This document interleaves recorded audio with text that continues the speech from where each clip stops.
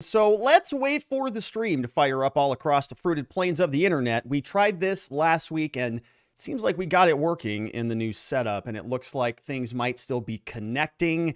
And I think we are rocking and rolling, which is great news. That means we can go ahead and get started. So let's do it, shall we? Hello, my friends, and welcome back to yet another episode of Watching the Watchers Live. My name is Robert Gouveia. I am a criminal defense attorney at the R&R Law Group. We're located in the always beautiful and sunny Scottsdale, Arizona. And today we're talking about Michael Sussmann. John Durham, the prosecution moving forward. We are now T-minus 7 days away. Trial starts bright and early, 9 a.m. Eastern time, which will be 6 a.m. my time here in Arizona. Next week on Monday, we know that jury questionnaires go out this Wednesday, and so it's going to be hot coming in real soon. And so that means we've got a lot to get to. Now, we've been spending a lot of time covering this trial, but it's going to really become sort of a fire hose. And remember, this is a trial that involves basically the entire DNC, Hillary Clinton, Perkins Coie, many potential tentacles that this could go into. We'll see how far it goes, but we've been following it. And we even created a mind map. And so let's pull that out just for full understanding of what it is exactly we're talking about. This is the John Durham, Michael Sussmann prosecution mind map. This is John Durham here in the middle. Michael Sussmann being prosecuted. And as we go through the show today, throughout the show, we're going to be actually reviewing the court docket and a very important order that came out from the judge who's hearing this case. His name is Judge Cooper. And he gave us a trial order. This is where we were seeing sort of exactly what's coming up and when. We look down here, we see we are at the tail end of this thing. So jury questionnaire goes out on Wednesday, jury selection coming out May 16th, or jury selection starts, and then we'll get right into opening arguments. But here we are going to go through a very final order that came out from the court today. And it details some rulings on some very important evidentiary issues. These are called motions in limine because the court doesn't want things to sort of go haywire when the trial is right in the middle of the trial, right? They don't want jurors to hear the defense and the prosecution arguing about two separate things. So they try to resolve these things early. And that's what we're going to be spending our time covering today. So let me show you what that looks like. Here is a snapshot from the court docket. Here is what has been happening over the past few days. And they had an actual final pretrial conference today. So Sussmann was there. Everybody was there. Prosecutors were there. Defense was there. All the attorneys. They piled into this courtroom at 9 a.m. this morning, 5/9. And we don't really know what happened. The transcript will be out. Probably get that tomorrow. But we see that they didn't do much here, according to the minute entry, other than just affirming that trial takes place next week on Monday. But that's not what we're going to spend a lot of time talking about here today. We also see that we had a protective order that was filed by John Durham. Durham didn't give us much information on this filing. This came out on 5/7, but the real big one that's really juicy, that has a lot of actionable stuff that we can unpack together today, is going to be this docket entry 121, granting, denying several different motions. These are the motions in limine. Michael Sussmann wanted some things to go his way. John Durham wanted some things to go his way. And the judge is just going to walk us through this and kind of, some people win some issues, some people lose some issues, but we're talking specifically about emails from tech executive number one and Hillary Clinton and Perkins Coie and all of these different entities. Can evidence about them come into trial, or is all of this going to be excluded as hearsay? So let's get into this. I wanted to start by showing you one of Durham's filings. Durham submitted this on May 6, 2022. And there's not much here, but you can tell there is a spicy meatball somewhere baked in this motion. Now, we're not going to see any of it because this was all filed under seal, and it's really agitating to somebody like me who wants to see what's going on. But let me show you this. He filed this on the 6th. He said, government's classified ex parte in camera under seal supplemental motion. What does that mean? Well, it means that we don't get to see anything. Neither does really anybody. Under seal means it's filed under seal, so it's not a part of the record. We can't pull it up. We also know that it's ex parte, which means that Durham, when he files this, he's not even giving it to the defense. It's so classified that Sussmann, his lawyers, anybody who's trying to intervene, FUSIONGPS's people, Hillary's people, all of them, nobody can get it. It's ex parte. He's just saying, Judge, look, it's classified. I need you to see it.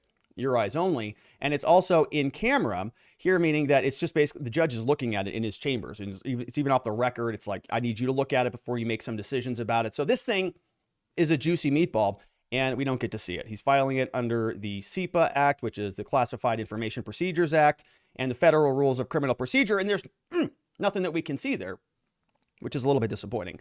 But we'll keep our eyes out. Maybe a lot of this will unfold as evidence is presented. And that's kind of what we've been doing here. Been trying to comb through these motions and see if we can add any elements to our mind map so we can piece together what's happening. And we have a little bit of information that is in fact actionable. So let's get into it today. This is a big order. It is here, as we can see, came out today. Actually, this came out on Friday, I believe it was, May 7th. It's 24 pages long. But this is the order where the judge is dissecting all of those preliminary issues. And remember, let me sort of frame out some of the big issues that we talked about. A couple issues were there were a ton of emails that FUSIONGPS was sending back and forth to the media.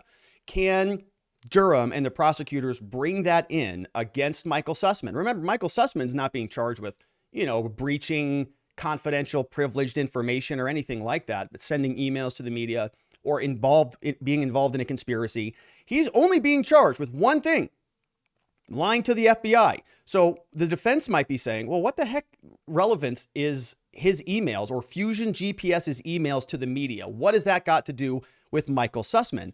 And they want to keep all of that out. So the defense is really trying to keep this thing as narrowly tailored as they possibly can. They want all the evidence against Sussmann showing this big, massive collusion, hoax, conspiracy that was being orchestrated by many, many people. They don't want that to be heard by the jurors. They want to keep this thing very narrow. Just a couple emails, a couple text messages. That's their strategy. Whereas the government wants the opposite of that. They say everything's relevant. Look how far this thing goes. We've even heard from prosecutors that they are saying that this is maybe the first trial of many if they are successful with this prosecution. And so the judge is now coming out. He's saying, okay, I'm going to make a ruling on those emails between FUSIONGPS and the media. I'm going to make a ruling on the emails between Rodney Jafee. Remember, Rodney Jafee was somebody who was actually emailing with researchers, and he's not actually on this slide. But there were other issues, and so we're going to start to unpack all of those. The judge is going to give us rulings on it. So let's see what he says here. The opinion in the order, he writes, as we know, that before the court are all the motions in limine to introduce certain evidence. Okay, that's what we've talked about. He says, I assume you're familiar with all this stuff. We are. The court has already, he writes, granted in part and denied in part some of these motions about the accuracy of the data that Sussmann provided to the FBI. And so let's pause on that for one quick moment and just remember that we're having to dissect what to us may seem like a very simple just meeting. Sussmann goes down, sits down with the FBI. I've got some evidence about Trump. He's colluding with Putin, whatever. And it's all pretty simple, easy conversation. Many people wouldn't think too much about it. When you start to unpack it and you start to say, well, we got to see what a lie is, and we got to determine what a material lie is, and then we got to determine whether a person knew or didn't know. And there's all these different layers of analysis that you can unpack there. One of these is about the accuracy of the data that Sussmann brought to the FBI. So remember, he walks in with the Steele dossier and these 3 fake white papers, and he slaps them on the FBI's desk and he says, I've got information about Trump. Okay. And they all say, oh, perfect. It's election season and we hate the guy. So what do you got for us? And all of that conversation takes place. But the question that Durham and his people are talking about is they want to sort of get into the accuracy of those white papers. But the defense is saying, well, what does that matter? What's the accuracy of the white papers have to matter, whether it was a lie or not? He wasn't lying about what was in the papers. He was lying about whether he was working for Hillary Clinton. That's the lie. And so they're saying that none of these additional documents, none of the conversations about accuracy or emails or any of the relevance is relevant to the actual charged crime, which is a good point. So the judge is going to have to dissect all of this. And here's what he says. He writes, we go back to the 2016 meeting. Remember that FBI General Counsel James Baker, Jim, and the defense, and they all had motions on this issue. The court held a hearing back on April 27th. It ruled from the bench, and then it reserved judgment. And now the judge is saying, now I'm no longer reserving judgment. I've got some answers for you. And here's what he's ruling. Before he gives us the ruling, this is where he gives out some legal standards. Now, typically I skip over this section because it's kind of boring. So if you want to take a quick nap for about 30 seconds, feel free to do that. But this is the standard that the court is identifying. It is important to legal analysis because we have to remember, the judge at this moment is not trying to rule on whether a party's guilty or innocent, or he's not trying to weigh the ultimate outcome of this case, theoretically. He has certain procedural standards that he has to follow at every little juncture in the trial. And so here he's saying, look, I've got all these pending issues in front of me, these motions in limine, the defense wants something, prosecutors want something else. Here's the rules that I've got to use to decide these issues. We're not in the middle of a trial. It's not beyond a reasonable doubt. So he defines what those are. He says motions in limine, these types of issues we're sorting through right now, are designed to narrow the evidentiary issues for trial so that there's not a bunch of problems. He says eliminate unnecessary trial interruptions, right? That's the purpose of this. And he also reminds us that trial judges like Cooper have broad discretion to make evidentiary rulings, and they can determine whether stuff is probative or whether it's too prejudicial, and they can exclude it if it is. So he sets those standards for us. Now that we know those, let's take a look at some of the rulings. Here is the analysis now on that one conversation that we just kind of touched on a little bit about the gathering of the data and whether Durham and the prosecutors can get information about the gathering of the data. So here specifically, the white papers. Remember this guy down here, Rodney Jaffe, he is listed as tech executive number 1. He was the researcher who was allegedly, as we're going to learn, over at Georgia Tech, working with 2 Georgia Tech researchers who were trying to create an inference about what was happening with Donald Trump. And so just to put him in framework, because we're going to talk a little bit about him, well, kind of a lot of bit about him, let's take a look at where he falls on the mind map. So if we zoom back out, remember now that we've got Perkins Coie, which was the law firm where Michael Sussmann worked, Mark Elias worked. They went out and contracted specifically with this company called FUSIONGPS.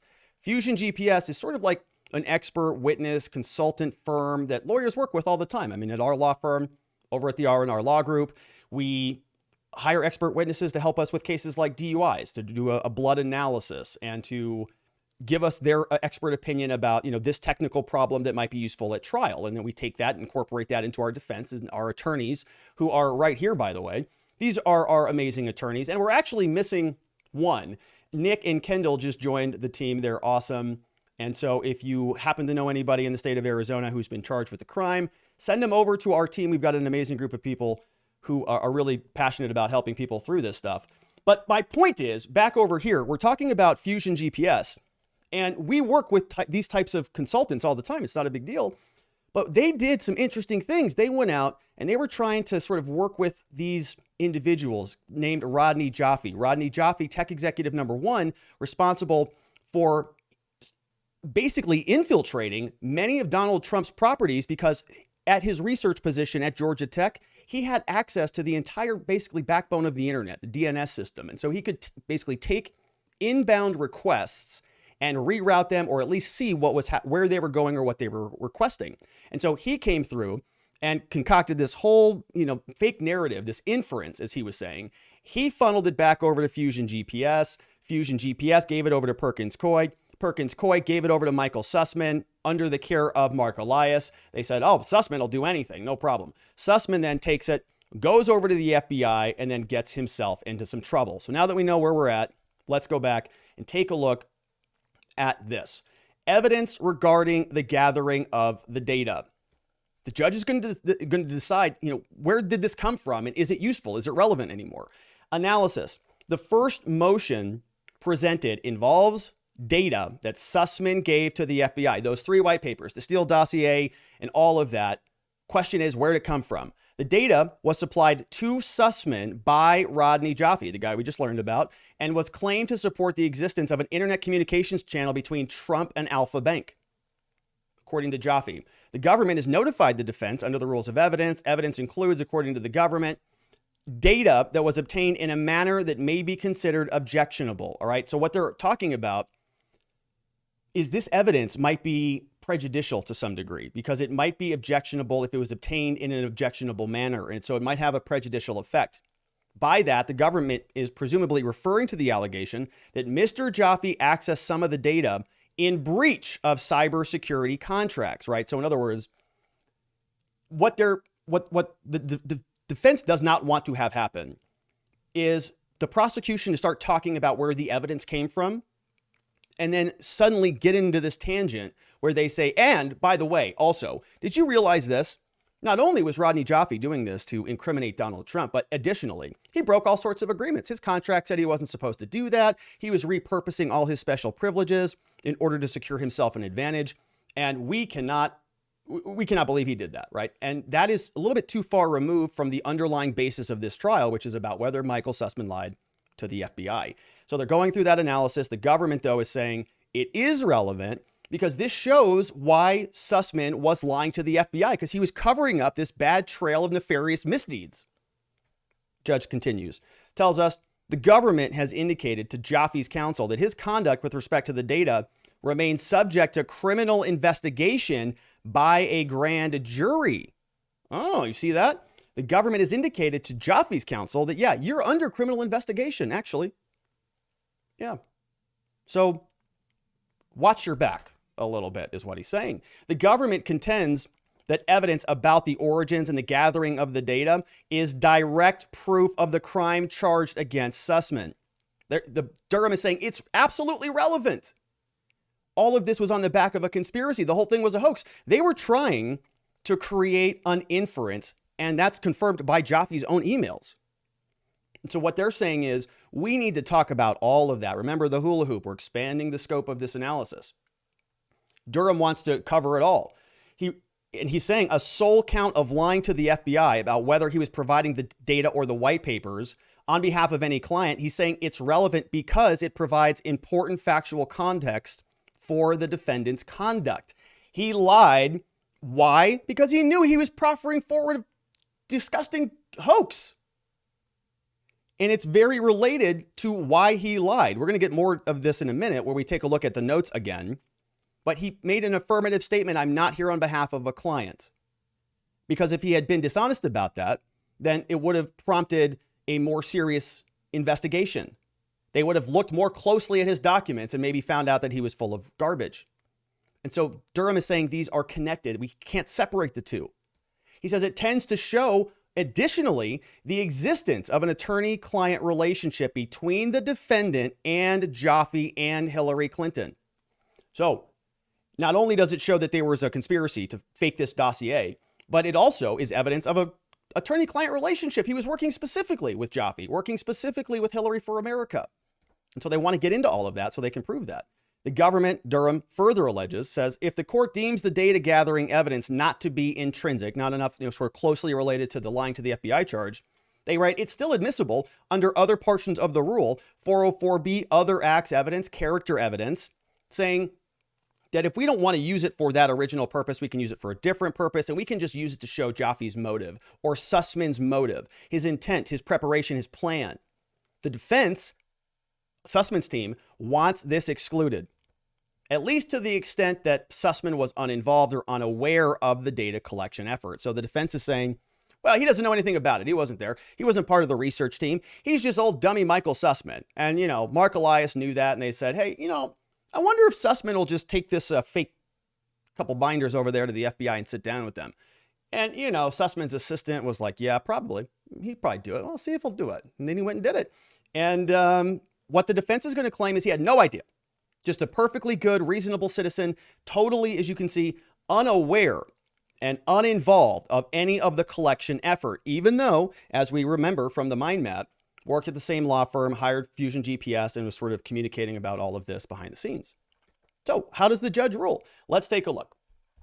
We're not quite there yet, but he gives us some background. He tells us, this dispute is framed by the parties' competing theory of how the data came to be. The defense says it came about one way, the prosecution says another. The government says that the Alpha Bank data was gathered as part of a concerted effort to collect and disseminate derogatory opposition about Donald Trump, saying that this was all a big conspiracy, many people involved. They talk about all of them. Participants in the joint undertaking, including, according to the government, include the Clinton campaign general counsel, Mark Elias, who we've talked a lot about, partner then at the Perkins Coie law firm. He's not there anymore.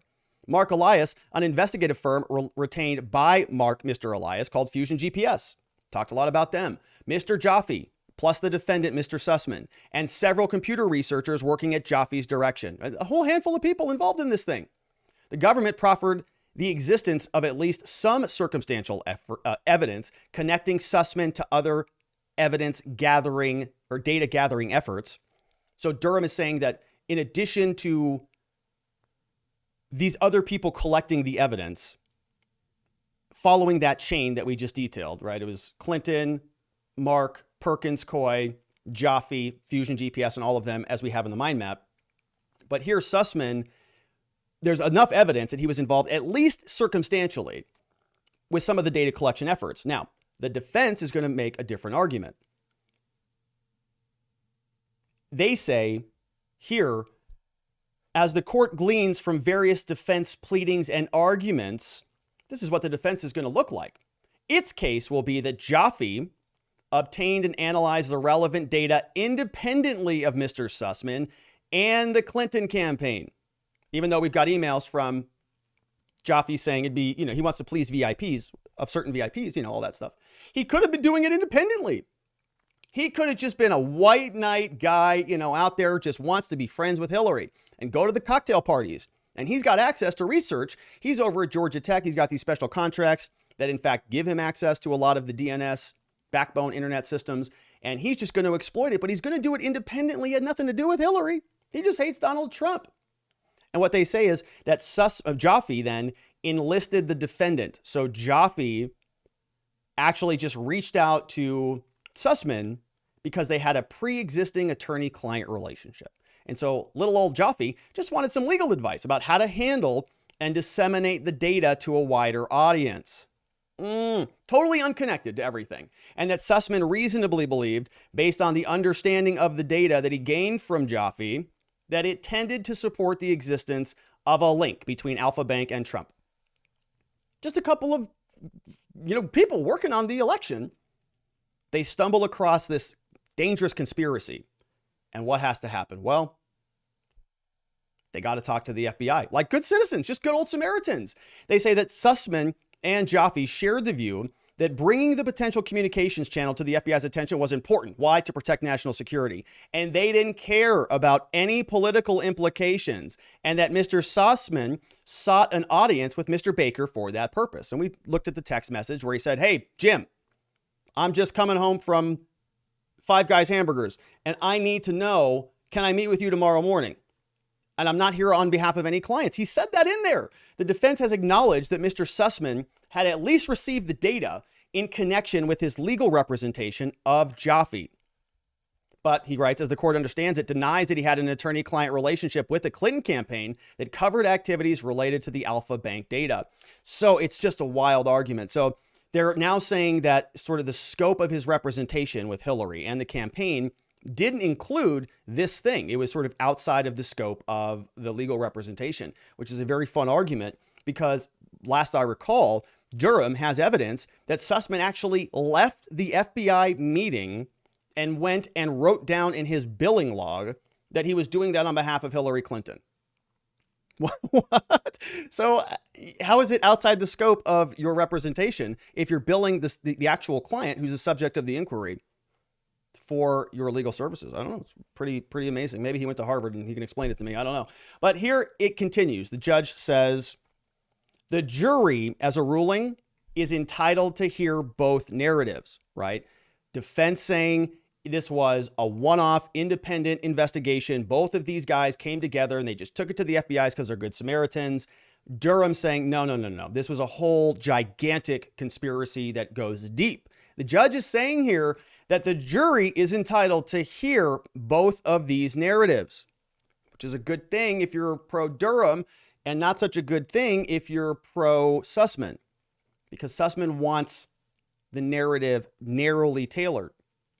Here, the parties may therefore bring out otherwise admissible trial evidence supporting their competing theories regarding the gathering and the use of the data. So some of that will be actionable. They can talk about it. And the judge is very careful about this. He says, let me tell you what's allowed. Permissible areas of inquiry include how the data came into being, where it come from, and who was involved in its collection and analysis. Well, I have a lot of questions about that. Yeah, Steele dossier. There were 2 other white papers. And where did it come from? and who did assemble it. I'm very curious to learn more about that, and hopefully it does come out at trial. We're also going to learn about how Sussmann came to possess the data, what he did with it, and why. Ooh, yes, that's some good stuff right there. I want to know a lot more. Let's continue. He says the basis for admission of the evidence depends on its purpose. Oh, so it's walking that back just a little bit. To the extent the evidence shows that Mr. Sussmann's involvement in the data gathering was part of legal work for either Jafee or Clinton, it is, in fact, intrinsic to the charged offense, which is good, because I think we heard that, as I mentioned previously, that Durham actually has evidence from their billing logs that he billed the Clinton campaign for the meeting with the FBI. That comes in, yeah, that's intrinsic, obviously intrinsic. DC Circuit Court defines intrinsic as so on. Evidence of Mr. Sussmann's client work is part of the charged offense because in order to prove the lie, alleged lie, to the FBI, the government must prove that he was in fact representing a client. Sussmann can't lie to the FBI about not representing a client if he's not actually representing a client, right? He's got to actually be representing somebody and then telling the FBI, I'm not representing anybody, in order for this whole thing to work. And so if the government doesn't prove that he's actually working for somebody, then he couldn't have lied about working for somebody. So they're saying he has to sort of necessarily talk about this. Otherwise, this evidence may be offered for other purposes, for character evidence, and we continue. Moreover, Judge writes, whether Mr. Jafee, who is not on trial, by the way, not yet, violated the terms of his contract, let alone committed any type of crime, he says this is a collateral issue, and so we're not going to talk about it. So all of that is going to be sort of left out until, well, actually permanently. It's not left out until anything. It's just left out. He's saying it's too far removed. It's a collateral issue, and it's not going to come in. He goes on to the next bucket. So remember, we got a little clarity on that first big bucket, and now we're moving into the second. This is now subsection B. He tells us that emails between researchers now are the subject of this bucket, between Jafee, Fusion, and the press. All these emails going back and forth. So in the first bucket, we talk about whether or not there is competing theories of evidence that can be discussed, the origin of the data, where does it come from, and all of that. Okay, we can talk about it. Perfect, that's great. How are we going to talk about it? Well, we want to see where it came from and who was involved in the creation of it. Guess we can probably look to some evidence of those things. Email is a good way to start there. That's why section B is now moving on to the emails. Now that we can sort of open this shell up a little bit, let's see what else we can unpack. Here, having established the basic rules of the road for the data gathering evidence, the court then turns to the defense's objection. So Sussmann is objecting to specific emails coming in. Durham wants it in. In particular, the government is trying to get certain emails in, and we learned some new names of people here that are not on the mind map yet. I'm going to have to add them. In particular, the government wants to admit emails between Mr. Jafee, two researchers from the Georgia Institute of Technology, often referred to here in the indictment as Researcher 1 and Researcher 2. Durham wants those emails in. Georgia Tech, Researcher 1 and 2, and another researcher, somebody called Originator 1, who is not actually a part of Georgia Tech. So Jafee, you can see him down here in the photograph, has three of these researchers who are working for him. One is an Originator, two are over at Georgia Tech. So our emails back and forth about creating this inference that will be useful to the VIPs in the Clinton campaign. In these emails, the researchers and Mr. Jafee discuss the data collection effort and their conclusions about the data. Sounds like a lot of that the judge said we can explore. The government also seeks to admit a set of emails between FUSIONGPS employees and members of the press, and we talked about those as well. One of them from a FUSIONGPS employee went out to the media and they said, hey, drop the Hillary Clinton email hard drive story. That's a big nothing burger. They were referencing WikiLeaks. They said, get rid of the WikiLeaks story. It's stupid. The real story you want, Trump-Russia collusion. That's from FUSIONGPS. And that begs the question, was that legal work that was completed as a consultant of Perkins Coie, the law firm, or no? Was that campaign work that was much more analogous to running a campaign? If it is the latter, well, then it's not protected by the attorney-client work product doctrine, and it is discoverable. We went through that argument earlier. But here, we're seeing that it's overlapping yet again. The judge writes, the special counsel offers two arguments for admission. One, that the emails are not offered for their truth and they're not even hearsay. And then number two, that the statements in the email were made in furtherance of a joint venture. And so we'll kind of, go through these relatively quickly here because it can get into some technical stuff.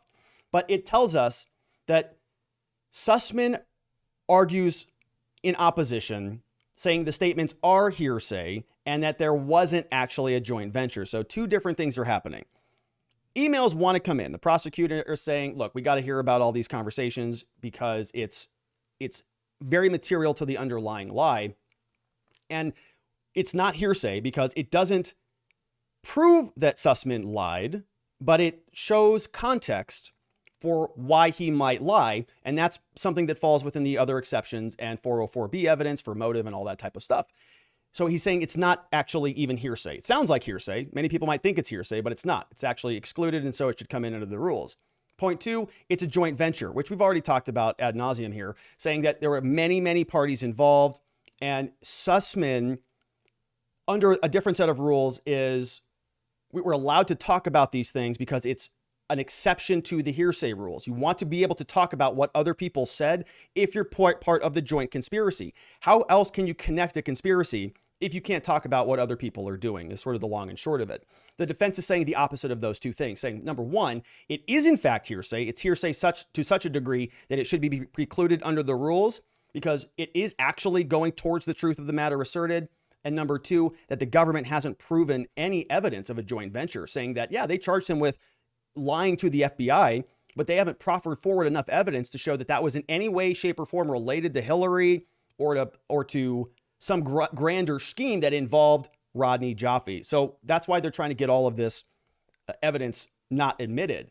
Here, the judge gives us some more of those rules that we talked about, and these are pretty important. And if you're watching, my understanding is I've seen some memes on the, what's the other big trial going on right now? Oh, yeah, the Hollywood trial. And there were some memes going around with a lot of the people involved in that trial sort of, having some difficulties with hearsay, even objecting to themselves as hearsay and stuff like that. So it's a complicated area of the law. You have hearsay, then you have exceptions to hearsay, and then you have things that are hearsay, but we just say those aren't hearsay. It's just not hearsay because we say it's not. It was being offered for a different reason, and it's very confusing. Even attorneys will object to themselves over it. So the judge gives us some details on some of this and says hearsay is an out-of-court statement offered for the truth of the matter asserted.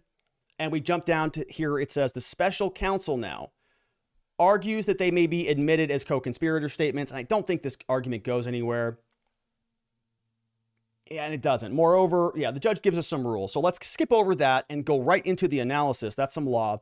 He tells us here next, with that as the background, the court turns to the emails at issue. Now, you know what the rules are. The first batch of these emails is comprised of emails exchanged between Jaffe, Georgia Tech members, and we get names here. We got Manos Antonakakis is tech researcher number 1, working for Rodney Jaffe, and another name, David Dagon. He is researcher number 2. So we are starting to fill out the mind map a little bit. We've got some connections here with these identities. We also have April Lorenzen. She's the 3rd computer researcher, unaffiliated with Georgia Tech, but she was involved. These individuals were not employees of FUSIONGPS, nor were they directly associated with Clinton campaign, nor were they associated with Perkins Coie. They were working for Jaffe. And so if we go back over to the mind map, you can see sort of how far removed they are. Let's pull that up here. And here we can see, basically they're saying that they would be down here at the end of this chain. So they would be under Jaffe, essentially. If we zoomed in on this, we would add some additional layers here. You'd have Manos, you'd have April here, and then you'd have number 3. So you have researcher 1, researcher 2, and then the originator. So the originator was April, and then the other 2 would go there. But the point of showing you this is you can see how far removed it is sort of from Sussmann, or at least that's the argument that the judge is making. He's saying, look, these 3 people and their emails, they were between Jaffe and the researchers. Jaffe was working with Fusion. Fusion was working for Perkins, and Perkins also employed Sussmann. So the judge is trying to sort of articulate how far removed these emails are. And remember, the question is about whether Sussmann lied to the FBI or not. We go back to the slides. We see here, none of the emails that we're fighting over were sent or received by Sussmann. The emails generally reflect the researcher's hypothesis about the data and the conclusions. The second batch are between Fusion and the press that went out mid to late October. We talked about that one as well. That was the one where the Fusion guy said, hey, drop the Hillary Clinton WikiLeaks story, pick up the fake Russian collusion Donald Trump story.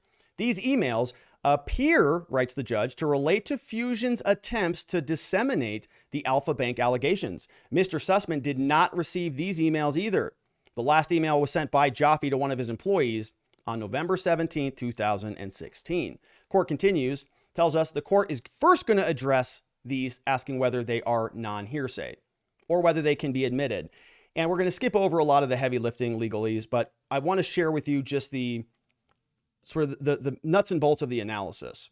And he breaks these up into different buckets again. So he's subdividing these into subsections, essentially saying we've got a big bucket of emails. Let's talk about the emails relationship relationally between two different people. Here, the first one, remember, we got FUSIONGPS, we've got the researchers, we've got Jafee, we've got the media. He's just going to start with the first one and tell us this is about the researchers and Jafee. And if you recall, we talked about emails like this one. And this is not actually from this opinion. This is from a prior video. We did a full video on this and it broke down exactly what is happening here. But this is one email that came from one of those researchers we just talked about to Rodney Jafee, who funneled it back up to Fusion, who funneled it over to Perkins Coie. All right. So this is what one researcher who knew they were working on a fake project said to Jafee. And this is what we're debating about. Can we get these emails in? Yes or no? Researcher 1 on August 22nd said, well, listen, we're trying to find all of this, but we've been working, we've got DNS communication, we know that it exists, blah, blah, blah. But how do we defend against criticism that this is not spoofed traffic we are observing? Because it feels like this is spoofed traffic, researcher 1 is saying, that we're observing. And the other side, once they look at our data, if we come out and we say Trump-Russia collusion, they're going to say, let's see your evidence. They're going to look at it and they're going to say, how can you say that you're not just spoofing this data? It's ridiculous. And researcher 1 tells his boss, there's no answer to that. Let's assume that they're not smart enough to refute our, quote, best case scenario. How are we going to be able to make this work? We're going to have to expose every trick in our bag just to make a very weak association, he says. Sorry, folks, but we cannot technically make any claims that would fly public scrutiny. The only thing that drives us at this point is just that we do not like Trump. This will not fly in the eyes of the public scrutiny, folks. Folks, I'm afraid we have tunnel vision. Time to regroup? He says that to Jafee. And so we got to ask ourselves, can that email or emails like that come in? The government says, and Durham says, that these emails are not offered for the truth of the matter, but rather to show that the technical issues exist between Jafee and researchers. He's saying that those were the same issues that Sussmann also discussed with Jafee and Elias.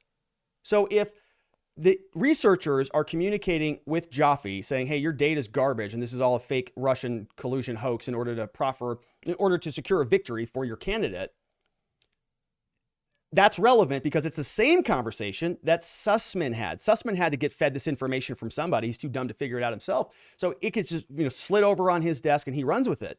But he got it from somebody and he had conversations to get it. Who did he talk to? Jafee and Mark.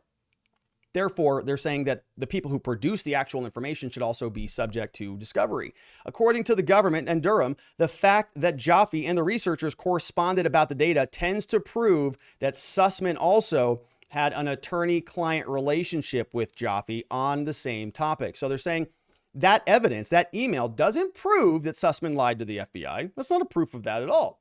But what it does show is that, they had technical issues and there was this chain of conversation and that it all was connected one by one until it ended up in Sussmann's desk. And they want to show all of the tentacles of this thing because that's Durham's very good strategy. So how does the judge rule on this? Let's see. Durham wants it in, saying it's relevant, but the judge says this theory of relevance falls short. Oh, man. All of it's being excluded. Is it? Let's see. At most, these emails reveal that Alpha Bank allegations were assembled and discussed by the researchers and Mr. Jafee, right? Sort of this little connected node, a module that's part of the bigger conspiracy. And he's just talking about the emails between this crew right here, just these emails. Says, these emails were not sent or received by Sussmann, nor do they mention him. Okay, that's maybe true. On their faces, the emails reveal nothing about Sussmann's attorney-client relationship with Jafee. Also true, we read them. Relevant evidence tells us that evidence has to meet a certain standard in order for it to be admissible. And he writes, the judge says, the fact of consequence at issue here is whether Sussmann represented Jafee in connection with assembling the data or providing it to the FBI. So he's saying, we need evidence of an actual attorney-client relationship between Sussmann and Jafee, and do these emails provide evidence of that? He says, no, they don't. Emails between Jafee and third parties do not tend to make that fact any more or less probable than it would be without those emails. So it doesn't help a juror decide whether or not there was, in fact, a relationship between Sussmann and Jafee, more or less. It doesn't give him any more ammunition to go out and make that decision. He says, accordingly, the emails simply are not relevant to the government's stated purpose for offering them. So based on why you want them in, the judge is basically saying, oh, it's not going to happen. So we finally get to the third bucket.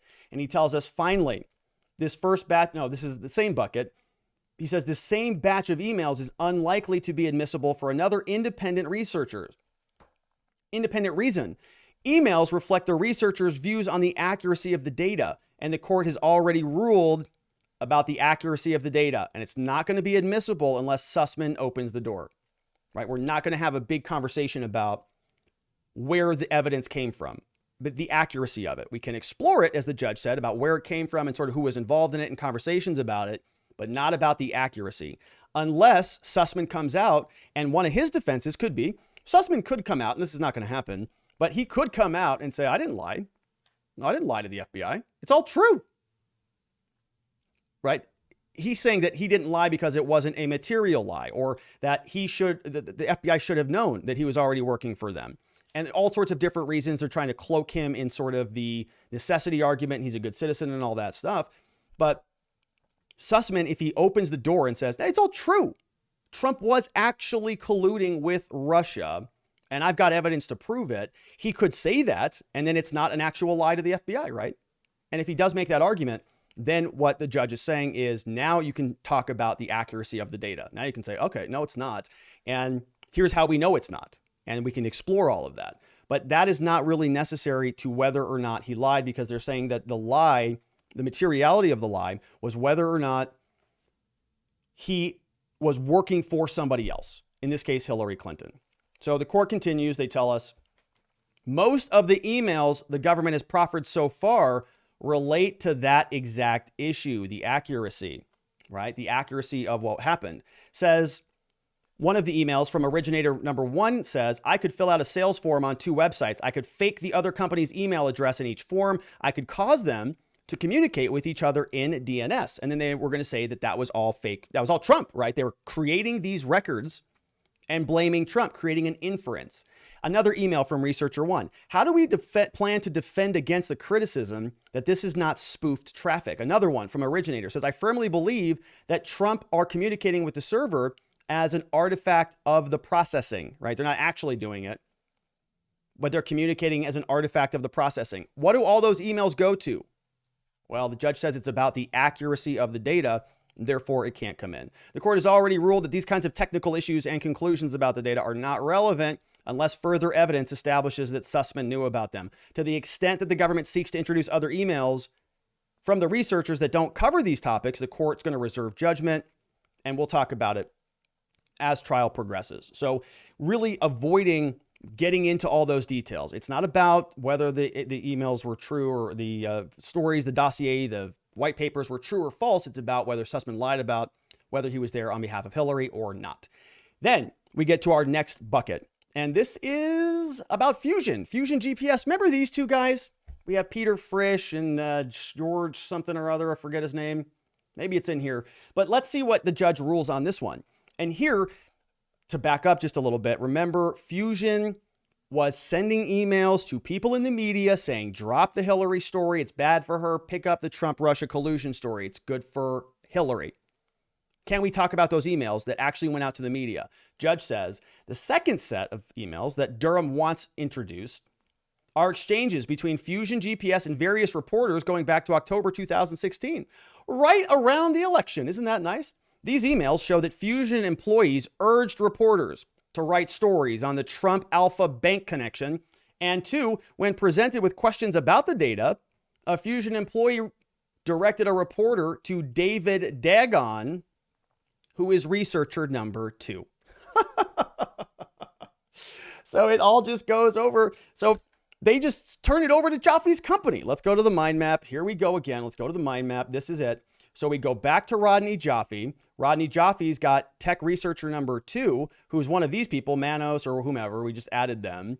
And FUSIONGPS, meanwhile, is now funneling information to the media. Media comes back, goes to Fusion. Fusion says, we're not involved in it. Send it over to Rodney Jaffe. Everybody's pointing fingers at everybody because they all know it's fake. They all know it's fake. But the media ran with it anyways. Here we continue. Judge writes, these emails are admissible as non-hearsay because special counsel does not appear to be offering them for their truth, but rather to demonstrate that FUSIONGPS and the researchers shared the goal of disseminating the allegations to the press. So it can come in. Why? Because those emails are not proving that Michael Sussmann lied, but they are showing what Fusion was doing. And there's a big question about this. Was Fusion engaged as a consultant of Perkins Coie in law-related activities? Yes or no? Emailing reporters about dirt on your political enemies generally is not within that category. The email referencing David Dagon, one of the researchers, also shows that at least one employee of Fusion was familiar with Dagon and suggested a member of the press contacted him. Accordingly, the court will provisionally hold that these emails can be admitted as long as there's proper foundation and a limiting instruction that they're not supposed to be admitted for the truth of the matter asserted. And the court's going to reserve judgment of any additional emails that it hasn't seen yet. So you mark that one up as a big win for Durham and the prosecution because it's, I think, plainly obvious from the face of those emails what was happening here. You had FUSIONGPS trying to create a narrative and literally spreading it to the media in the weeks leading up to an election. That doesn't feel like it's something that a legitimate law firm does, at least relevant to the activity portion of it, right? You can analyze a message and give legal advice about that, but to go out and actually be sort of an advocate and now be encouraging reporters to take your fake story is a whole different category. But this continues. Finally, we get another bucket talking about emails from Mr. Jaffe.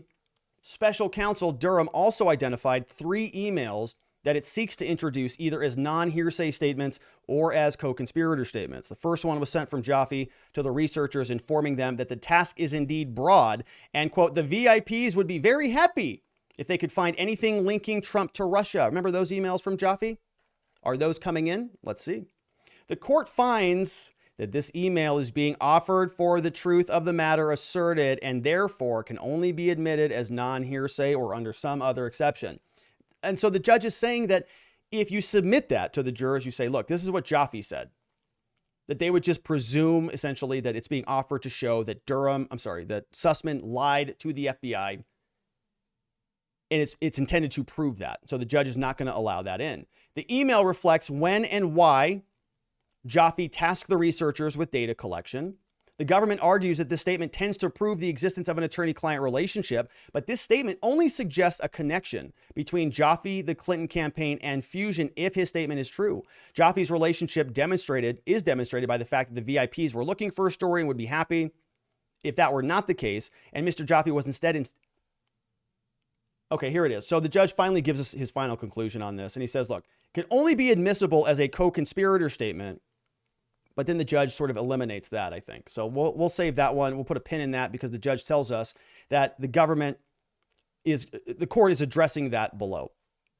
And so we've got, let's see where we're at on this thing.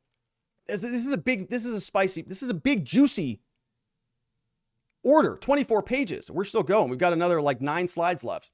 The second email now is from Jaffe to the researchers soliciting their views on the white paper. So Jaffe then turns around, he emails those 3 researchers. He says, what's your thoughts on this? In this email, Jaffe asks how the researchers, how they thought a security expert rather than a DNS expert would view the white paper. And in that email, they come back and they say, please read, is this a plausible explanation? Judge writes, those statements are not assertions and thus cannot be hearsay. Thus, the email is admissible as long as it has proper foundation. We get a third email. It's from Jaffe. Let's take a break and see what's going on in the chat for a minute while we just sort of catch our breath on this, because this is our third email. And then we've got some of the FBI notes, and it's just, we've got more work to unpack. So I saw a couple super chats come in. Let's see what we've got here. Chris Wolney says, will the jurors fear crossing Hillary? So this is going to be held in DC. And we know how DC jurors are. We know how the DC demographics are. We know that several J6 cases have not gone well for J6 defendants. We know some other J6 cases have gone well for J6 defendants. And so I think it's a pretty reasonable thing to ask about. You know, what are the jurors composition going to be? And is this something that is a foregone conclusion just based on politics, in other words?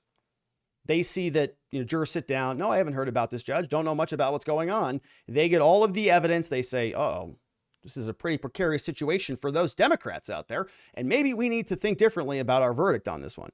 Maybe they don't want to cross her. I'm not so sure about that. We'll see.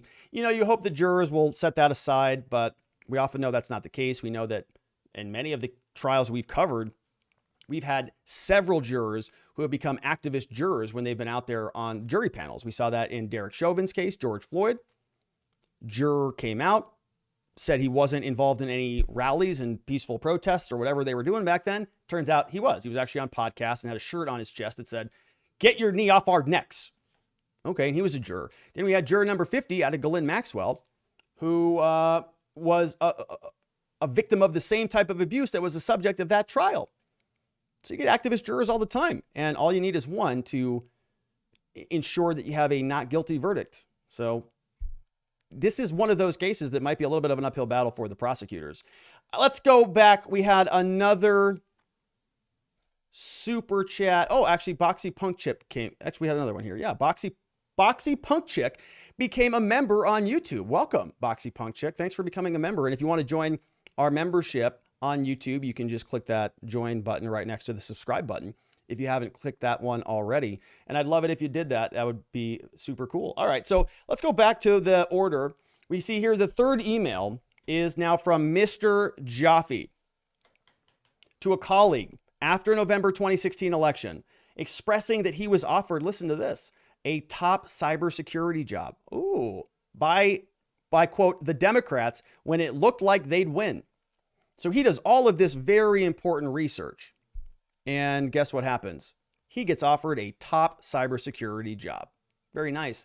The judge says, though, this email is inadmissible hearsay. Why? It's offered for the truth of the matter, and there's no exceptions for it. The email would evince Mr. Jaffe's affinity for the campaign and his motive to disseminate the allegations, but only if he had, in fact, been offered a top cybersecurity job by the Clinton campaign. Turns out he wasn't actually offered that job. And so they're going to say, you can't talk about that. You can't bring forward an inference that this guy's corrupt as can be because they offered him a job if they didn't actually offer him the job, is what the judge says.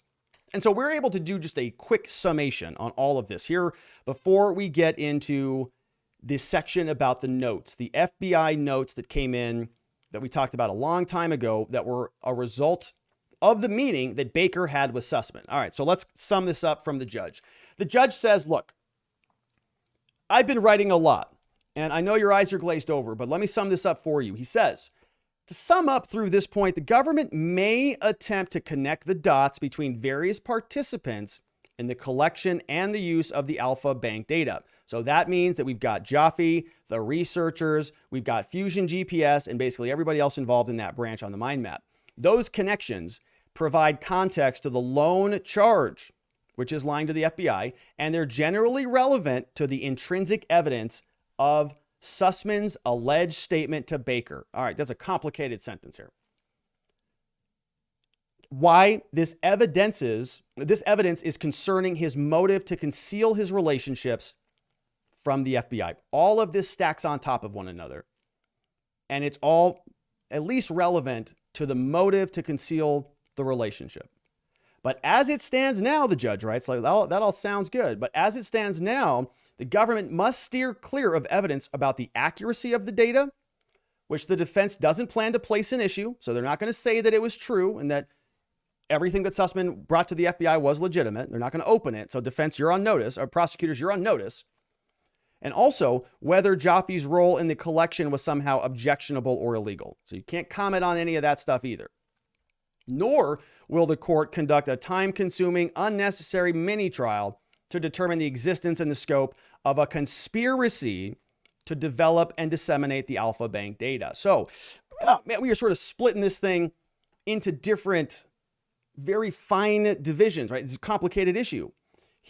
Judge finishes, says the court is confident the government can effectively pursue its case without the marginal information such an inquiry might yield about the motives and the client relationship. So this is a confusing situation for basically every attorney to be in right now, because they're saying Durham is chomping at the bit. He wants to talk all about this grand conspiracy and say this has tentacles that are going every which way.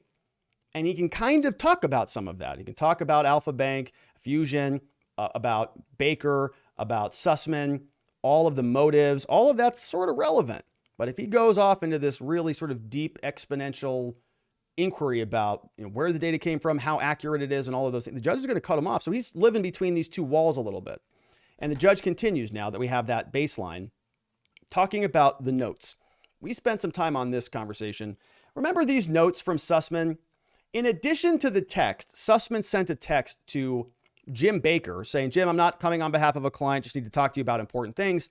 After he met with Jim Baker went and had conversations with two other people at the FBI. We see photographs of them here. We've got Trisha Anderson down here in the bottom, and then we've got Bill Prystep, who's over at the FBI, also was at the time, who was I think the deputy director at the FBI. So we've got deputy general counsel and deputy director.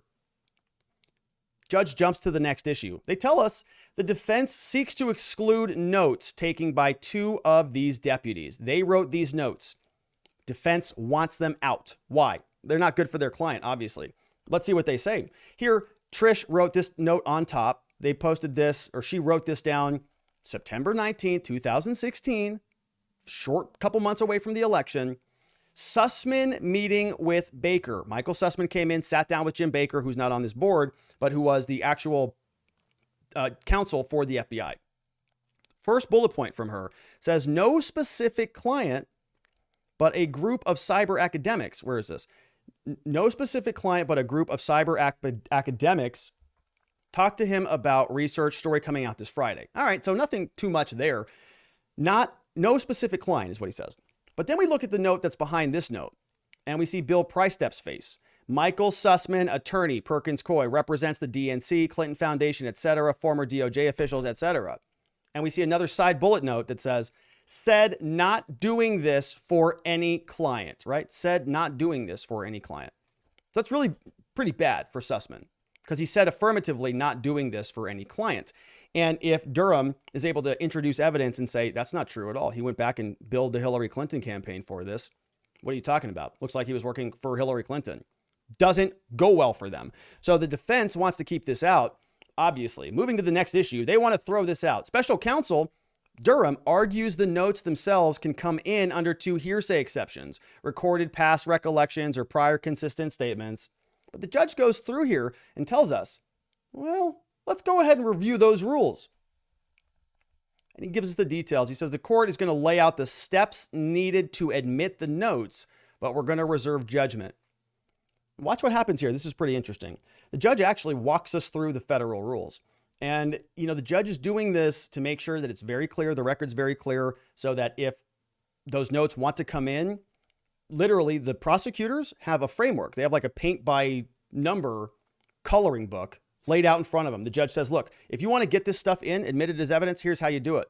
First, beginning with the rules of evidence, 801D1B, it tells us the following. And so you can do it. He says, accordingly, the statement cannot be admitted to bolster Baker's credibility. But if it's attacked, then you can. So if Durham calls Jim Baker and asked Jim Baker, a series of questions about, oh, tell me about what you talked about with Sussmann. Sussmann came in. Did he tell you he was there on behalf of Hillary? No, he didn't. Did you ask if he was there on behalf of Hillary? Yes, I did. And what did you say? I said, are you here on behalf of a client? And what did he say? And he said, no, I'm not. And you go, oh, great. Okay. So you affirmatively asked him and he responded, no. That's great. And then the defense comes out and then Mr. Baker's still on the stand and they say, well, Mr. Baker, so isn't it true that in your notes, you said X, Y, and Z. And so could it be possible that you didn't actually affirmatively ask him that? You asked him, did anybody send you here? You didn't ask, are you here on behalf of a client? You asked something a little different. Is that true? And you go, I don't know. I don't remember. Maybe I did. And they're attacking his credibility. They're attacking his memory. They're saying he's not true. He doesn't know what he said. He can't point to anything that happened in the conversation because he's such a mess. Well, then Durham can come back out and say, no, he's not. No, he's not at all. Why? Because we've got notes that verify this. They're attacking his credibility. Now we can just go right back over to these notes and say, well, that's weird because after Baker met with Sussmann, he came back and communicated to 2 deputies at the FBI and told them both that Sussmann said the following. Number 1, not doing this for any client. And also here, not on any specific client. Okay. And this is something that I think the defense will jump into. No specific client. So they'll say he was not there on behalf of Hillary, but maybe the prosecution will say, well, he's there on behalf of a client, but maybe not a specific client. Right? You see how these words are going to get mixed up and twisted into a million pieces?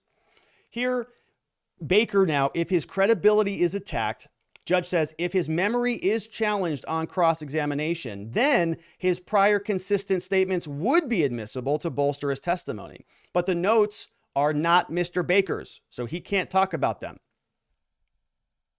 But we can talk about stuff that was adopted by the witness. He says there's no evidence that Mr. Baker adopted those notes. Those notes, therefore, do not meet the recorded recollection for Mr. Baker. So we can't get Bill's and Trisha's notes in there because Bill didn't write those notes. Accordingly, the government may only introduce the statements through Bill or Miss Anderson's live testimony about their notes. Oh, so they got to actually call the 2 deputies in. And if they're challenged or credible or lacking, then they can refer to their notes, or they can just refer to them just to refresh their recollection, really just like a police officer does. Would it help if you looked at your report? Yeah, it would. All right, and looks at the report. Oh, I forgot. I did everything perfect. Okay. Here it continues. It says, we got some rules that come out of this, different rules from the DC Circuit, 6th Circuit, 1994. We'll skip over those. But here we have the same evidentiary analysis. So the judge walks us through the same type of application to both of these individual notes. He goes through Miss Trisha's notes, Miss Anderson. He says her notes are only admissible if she testifies that the conversation is something she once knew about but cannot recall now. So she can refresh her recollection. She says that testimony establishes that the notes were made while the conversation was fresh in her mind. Then she can refresh her recollection. If Miss Anderson is able to testify fully and accurately, then the notes are not needed. And so you don't have to admit those. So the judge is just laying the rules out. He says a final note, even if the notes satisfy the standard for past recollection recorded, the notes themselves likely would not come in, right? So you don't get those notes submitted in front of the jurors. Says so long as they are offered by the government as rehabilitation evidence, as the special counsel suggested might, their contents may only be read into evidence and not received as an exhibit for the jury to view, which is a bummer because this is exactly what they would see, right? You kind of want them to see that. Said not doing this for any client. Says no specific client. So we'll get Bill maybe, and maybe we'll get Trish who come into court and read it or say it. They sit there and they say, defense attorney, and you took notes that day, right? And isn't it true you said not here for a specific client? I think I remember writing that, right? It's not as forceful as showing the document to the jurors. He wrote there, not for a specific client. You show them that document, then you show them the next document of Sussmann billing Hillary Clinton for it, and you mash the 2 together and you say, look here, he's a liar. Case closed. But if they can't see that, you lose a little bit of that power. So he finishes, he tells us, so that we'll see what ultimately happens with that. But very likely that they're not coming in, which is, unless they sort of challenge them. But even then they'll be reading it and it won't come into evidence. Now we have our next issue that the judge is ruling on. And here we have the CIA meeting, and we've got just a few more slides and then we're wrapping up for the day. But the CIA meeting, next up, the government seeks to introduce statements that Sussmann made when he went and visited the FBI. In particular, the government says that when Sussmann provided an additional set of allegations about Trump to the CIA, he also said then that he was not representing a particular client. So Sussmann is just on a free-for-all. He's like, I wonder how many federal agencies I can bring into this thing. Goes to the FBI, lies to them, goes to the CIA, lies to them. In particular, Durham and the government says that he was not representing a particular client. The government also says Sussmann made additional false statements during that meeting, saying that Sussmann provided the CIA an updated version of the data, an additional set of allegations about Trump, an additional set of allegations about Vodafone. Special counsel claims that Sussmann's description of the second set of allegations was unrelated. The government says all this stuff should be admitted. The court, the judge writes, has already ruled from the bench that both statements are admissible, assuming the government lays a proper foundation. So we have not even begun to talk about the CIA meeting at all. It's not even on the mind map. He hasn't been charged with anything there. It's noted as a meeting, but the CIA, they keep things under wraps over there. Whether Mr. Sussmann's description of the Vodafone's allegations as unrelated was actually misleading, he says the defense can deal with that on cross-examination. They're not going to get into any technical testimony. Therefore, the same parameters the court has set for the DNS data will also apply to Vodafone. So that's interesting. Meaning, the judge is going to allow some sort of assembly, right? You can go through and sort of put all the pieces together and talk about how the pieces got where they got and how you assembled them. But we're not going to talk about how the individual pieces were created and concocted, because that's going to take us down this very, very technical road that we just don't want to get into. And so the judge is not going to allow that. So same type of rules apply to the originating information of the white papers and the Steele dossier that apply to the meeting with the CIA, which is fun. Lastly, I think this is our last motion, our last ruling. I told you there was a lot of them. Now we've got F here. F, whether special counsel, this is a very quick one, must immunize Mr. Jafee. And recall that early on, long time ago in this case, we talked about a filing from Jafee's defense. So remember what happened. Durham is prosecuting Sussmann. Prosecutor, defendant. That's it. But we have all these other people involved in this case. Why is that? Because they all want to intervene to some degree. Sussmann's just the tip of the iceberg. Jafee's involved. Perkins Coy's involved. FUSIONGPS is involved. Hillary for America's involved. Everybody got lawyers and lawyered up, and they all jumped in on this case. One of Jafee's original defenses was to say, they're not offering me immunity. I have a right to, not incriminate myself. I'm protected by all these constitutional privileges, and they're not affording me that. They're threatening me with prosecution, and if I speak to defend myself, I'm going to be prosecuted, and therefore this is this gross mismatch of constitutional violations, and the only remedy, they said, was to dismiss the case. It all has to go away. Well, judge says that's ridiculous. Not going to do that. As noted previously, the final motion before the court concerns Jafee's availability as a trial witness. Jafee reportedly wanted to be a defense witness and come and talk about Sussmann, but say that if he is called to testify, then he's going to invoke his rights, saying that special counsel made it impossible for him to defend himself and that all of this has been very complicated. And therefore, he argues that the case should be dismissed. Judge doesn't even play around with this, really. He says, for the reasons explained below, the court's going to deny this request. He says, look, the court has no basis, after a long analysis, to order special counsel to extend immunity to anybody. This is a separation of powers problem. You're saying that the defense should order the court the defense is asking the court to order the prosecutors to exercise their discretion at behalf of an order of the court. We have separation of powers. That's not supposed to happen. They're separate entities. The court can't tell the prosecutors to offer anybody immunity. That's their decision. So the judge says we're not going to even play around with that and dumps it. We get a final conclusion and final orders from the court telling us, for the foregoing reasons, here's what it is. Defendants Sussmann's motion to exclude testimony and evidence about Bill Prystep, deputy director, is denied. They're coming in. FBI agents can testify. They can talk about all of that. It's further ordered defendant Sussmann's motion to dismiss the case if special counsel doesn't immunize Jafee also denied. Jafee is not going to be immunized. If he is called to testify, he can invoke his rights. That's no problem at all.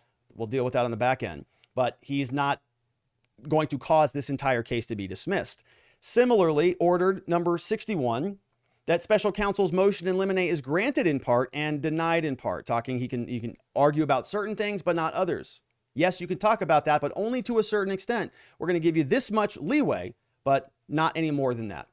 And lastly, ordered defendant's motion to preclude special counsel from talking about attorney-client privilege is granted in part and denied in part, as explained on the record at a prior hearing. And that is it, my friend. Those are all of the orders that came out. Today was the final pretrial conference. We'll see if the transcripts come out, if there's anything useful or more meaningful in those. But other than that, we are scheduled for jury questionnaires to go out this Wednesday. Then we've got trial starting with jury selection on Monday the 16th. I have heard back from the court reporter, so very helpful. Thank you so much, Lisa. Very helpful. Actually responded while she was on vacation. What a nice lady. And she told me that because we're non-parties, we don't get access to the real-time feed, right? So we're not going to see that in real time, which is a bummer, but I sort of expected that. The next option would be to get the transcripts and then review those. And it's not going to cost $7 or $8 or whatever, because all of the parties who are involved in this case are already requesting transcripts, which is very obvious. Everybody wants them, right? Jafee's, his teams, everybody's requesting them. And so what they'll do is they'll charge us the lower base rate for the immediate version of the transcripts because we just get the copy rate, which is, I think, much more reasonable. It's like $1.50 or $1.90 or something like that. So my point is, we're not going to get a real-time feed. We can get the transcripts sort of as quickly as they release them for a pretty minimal fee that I will, of course, pay for. But it will be something that we're not going to be able to do probably, all day, sort of in a real-time format. I was really hopeful that I could pull up the real-time feed and we could just like watch it and read it together and poke around the news and poke around on Twitter and see what was going on. But doesn't seem like that's going to be able to happen. So next step might be to just get the transcript and synthesize those sort of at the end of the day, sort of like what we're doing here. Just go through the transcripts with a fine-tooth comb, piece together what's happening, flesh out the mind map, sort of do a real-time, interactive dissecting of the transcripts together, because it'll hit and then we'll just go right into them. So I think that would be sort of a good way to dissect this, but I'm open to other suggestions. There may also be a call-in line. So that's the second area where I'm going to investigate to see. Thus far, there has been no call-in line for any of the proceedings, or at least there was no call-in line for the proceeding today. There may have been for priors, but I got to reach out to the clerk and see if they're going to open up one for the trial. And if so, if we'll be able to listen in. If we can listen in, maybe we go back to the live stream, but we cannot broadcast it because it's federal court. So it's complex, but this is a good one. There's a mind map that is available that I will be making publicly available very shortly so that you can actually get in there and poke around on the mind map. But I'm pretty excited about it. Hopefully, we're going to get some good, juicy stuff out of this and we'll be able to unpack it. And so it'll be a lot of fun. We had a couple other super chats come in. TRM919 submitted a super chat. No question on that, but very generous. Thank you there, TRM919. I appreciate that. 3 Papitos is here. Says LED light fund. Yes. Says your Roe versus Wade video was fantastic. Great work as usual. MTV Cribs Shelf tour request for your decor. Sweet Potato is back in the house. It's been a long time, Sweet Potato. I haven't seen you in ages, and you've got a new name here, 3 Papitos, which sounds like you got 3 puppies over there, which sounds like a lot of fun. So thank you for that. Look at these LED lights, huh? I'm like officially YouTube now. It's kind of a weird feeling. And I also, I want to share with you, I wanted to do some more content this weekend, but I had to build some more furniture around this office. So I have now a desk that goes up and down, so I can be working all the time here and just cranking out a lot of stuff. I added an additional screen so I can see the chat, so that I can sort of connect with people and watch this while I'm going through the slides. And I'm setting up over here another sort of angle because I'm trying to set up the ability to do in-person interviews with some pretty cool people. We've got an election season coming up. We've got people like, senators and House of Representative people running this year. It's going to be crazy. And we've got some pretty cool people who are doing some very, very cool investigative work, who are local, who are down in Tucson. And we're going to just see what we can do to crank this thing up. Now, all that being said, one of the reasons I'm able to do this is because I have an awesome team over at our law firm, R&R Law Group. We have been revamping a ton of systems. I'm having a ton of fun with this. Over the last, I'd say about 6 months or so, we are sort of revisiting a lot of our systems. And as the firm grows and matures, and as we try to solve, bigger legal problems and do more, we're revisiting our, things like job descriptions and things like systems and to-do lists and checklists and databases and sort of knowledge bases. And we're building it all, and I'm really excited about it. So having a lot of fun with that. But one of the reasons that I can do what I do is because we have an amazing team over there. And so I always want to remind people, I don't talk about it enough, really, about the amazing stuff we do at the firm, but I am going to start. And so if you happen to know anybody in the state of Arizona that has been charged with a crime, any good people that are looking to find safety, clarity, and hope in their cases, in their lives, our law firm is awesome, and we can help do that.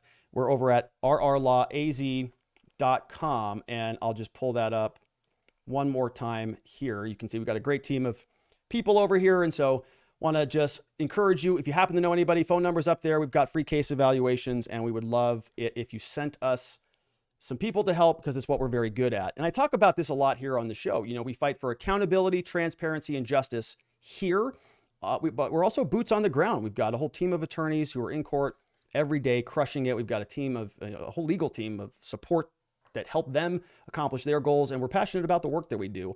Here we have some fun, and we like to, communicate about principles on the bigger stage, but all of this is happening every day in courts, around the world. Good people are charged with crimes, and they're having a difficult time. They're getting put through the ringer, and we want to help with that. And so part of what we do here is have conversations that are, on big cases and more interesting cases, but we're always trying to shine that big, beautiful spotlight of accountability, transparency, and justice. And I appreciate your help as we do that.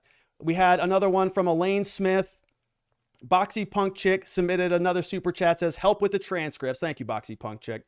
It's going to be fun. I don't know how many pages it's going to be, but it's going to be a lot. And I think it'll be worthwhile, because it might actually even be better, than sitting through a whole trial. We might be able to really condense a lot, because we can just, okay, foundation next. Okay. Witness irrelevant, break, lunch break, all of it. We can just fly right through it. So it might actually turn out to be a little bit of a blessing in disguise, but I appreciate that, Boxy Punk Chick. Another one from Elaine Smith. Let's see what's going on locals. Some shout outs over on locals. 3 Girlies is over there. 3 Girlies, and shout out to the youngest of the girlies, who, to all the girlies over there at the 3 Girlies household. Appreciate you all chiming in here. Bonnie Speck is also in the house, asking about federal courts and their transparency. It's really frustrating. I really wish that they allowed us to see what was going on. We could have seen what happened in Ghislaine Maxwell. We've got Steve Bannon coming up in July. Not going to see any of that. We've got Michael Sussmann. Ridiculous. Let's see. We've got a couple articles being shared over there. So I'm reading from some people over at watchingthewatchers.locals.com, which is our locals community where people will share articles throughout the day. We got Bonnie Specs over there. Miss Lucky's in the house. Miss Lucky and Sergeant Bob. Shout out to them. We have... It's not loading now. 503 Unlimited. Oh, yeah. Talking about that movie that came out. That very illegal movie that we can't talk about here on YouTube. I have not watched it yet, but I definitely want to. I think it's making the waves at the moment. I've seen people tweeting about it, and I haven't seen it yet, but I have an idea of where it's going. And if you go back far enough in our archives, we talked about most of that in the months leading up to the election. Literally, we were talking about the money. We were talking about the lawsuits. We were watching it all happen in real time in the run up to the election. And then we saw what happened. So yeah, it's going to be a good one. I haven't watched it yet, but it's certainly on my queue. And let's see if there's anything else to cover before we wrap up out of here. I think that's it for us for the day, my friends. I want to thank you so much for being a part of the program today. Thank you so much for the super chats, for the great comments, and for being a part of the show. We're going to be back here tomorrow to do it all again. I think we'll do it live. We'll see. I have, what other business do I don't know yet. we're still in the playing it by ear type of mode. I'm sort of transitioning a lot of things and freeing up space and moving stuff around on my calendar, but there will be more content tomorrow. Don't know if it's going to be live or if it'll be pre-recorded, but there's a lot to cover. We'll have a little bit of a Sussmann break for the rest of this week, probably because of jury selection, jury question. We'll see. There could be some other stuff that comes out, maybe some final rulings or motions, but we'll cover it here. I hope you subscribe if you're not already subscribed. I would really appreciate a like before you got out of here. I will see you tomorrow on the next one, my friends. Have a great night. Be very well. Bye-bye.